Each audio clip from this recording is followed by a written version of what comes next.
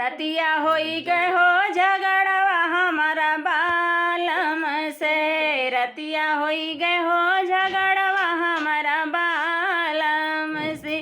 सोने की थाली में जेवना परोसली, सोने की थाली में जेवना परोसली, जेवना नाही जेवै बालम कोनो कारण से, जेवना नाही जेव बालमुआ कवनो कारण से।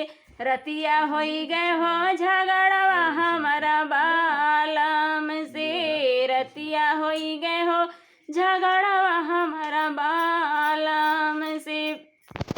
सो गिलस झांझर झाड़ी में गिलसा भरवली, झांझर झाड़ी में गिलसा भरवली, गिलसा घोटना बालमुआ कवनो कारण से, गिलसा घोटना बालमुआ कवनो कारण से।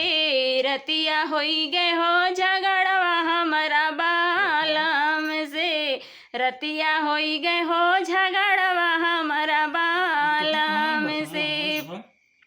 लवंगा इलायची का बीड़वा लगवली, लवंगा इलायची का बीड़वा लगवली, बीड़वा कुचना बालमुआ कवनो कारण से, बीड़वा कुचे बालमुआ कवनो कारण से।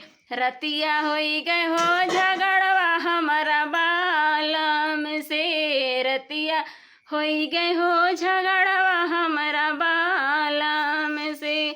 इस नाच गीत के लिए आप लोग लाइक सब्सक्राइब जरूर करेगा और फुल वॉच जरूर करिएगा प्लीज। फूलों हजारों कसे जिया लगावली, फूलों हजारों कसे जिया लगावली, से जिया सोवैना बालमुआ कवनो कारण से जिया सोवैना बालमुआ कवनो कारण से।